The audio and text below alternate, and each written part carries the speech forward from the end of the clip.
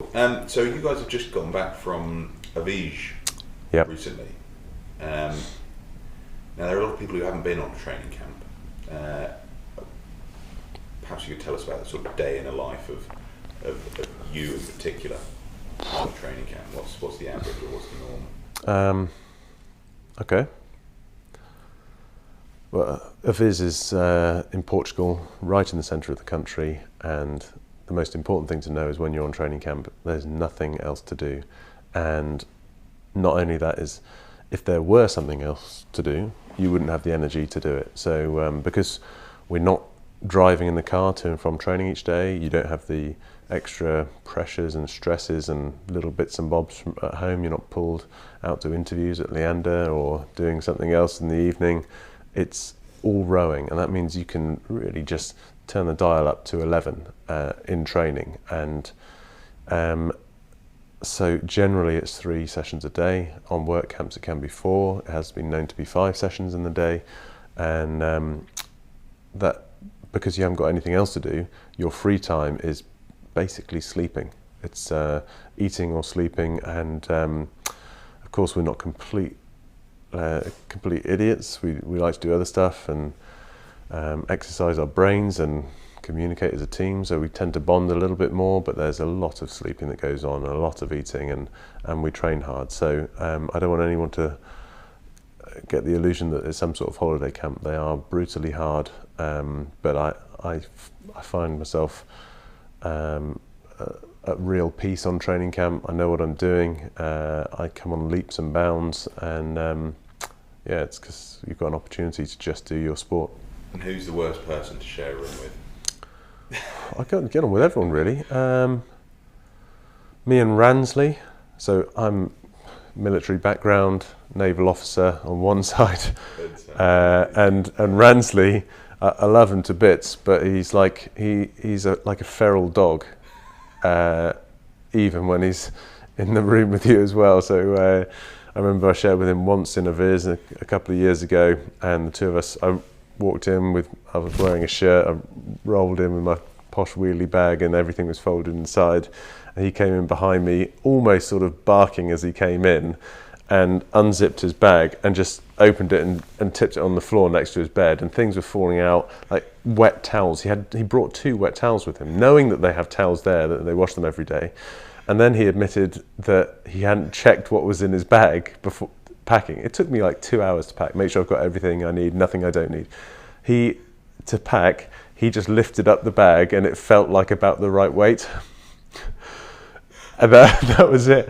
I'm not kidding. One of the things that fell out of his bag was something called a Diablo or Diablo. It's a juggler's thing, but 2 sticks, piece of rope and something in the middle that he was learning how to do.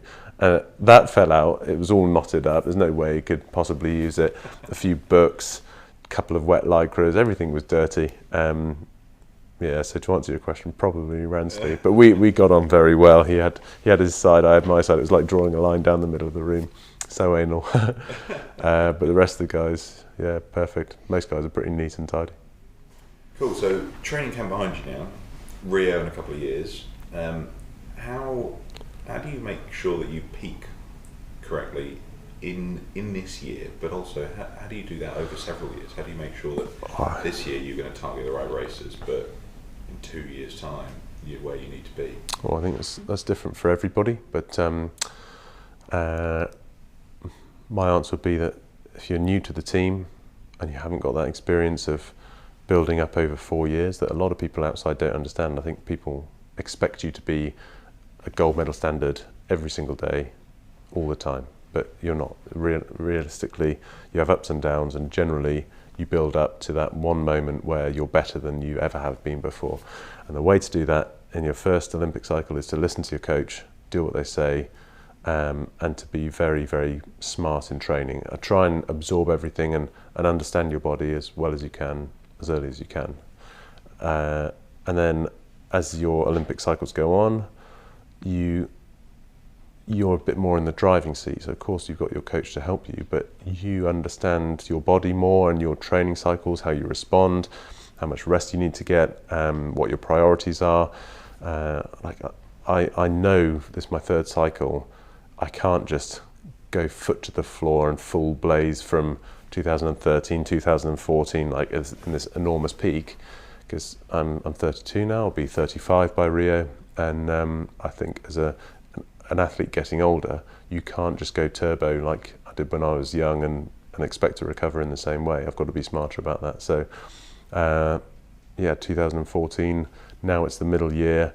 Of course, I'm working hard and training hard, but my dial certainly isn't up at 11 at the moment. It's definitely a 9.5 or a 10 with room to go, and I make no apologies for that at all. I know that will be the best thing for Rio, and still I know where I am at the moment. So Rio is, yeah, it's a long journey away. Of course, I've got my eyes on it. Olympic gold is the thing, but I know my route. Sometimes routes change a little bit, but I know where I want to be, and I've had a lot of experience on how to get there. So know your body, listen to your coach. So when you say turn up the dial, there are people out there who, in the middle of a race, they're 1,000, 1,500 metres in, and they're hitting the wall. You know, they're going as best as they possibly can. When you hit that in a race, that's where the mental toughness surely kicks in. Where do you draw, and where do you go mentally, and how do you find that extra strength to get yourself to the line?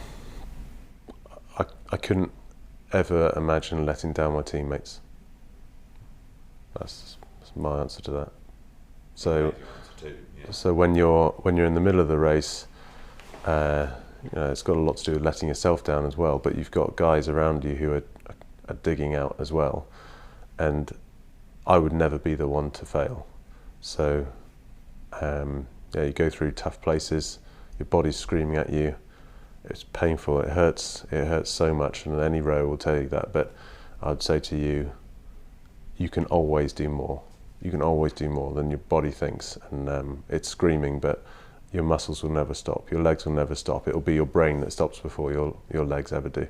So assuming you've done the training, and we're so well trained, the line will come before you blow.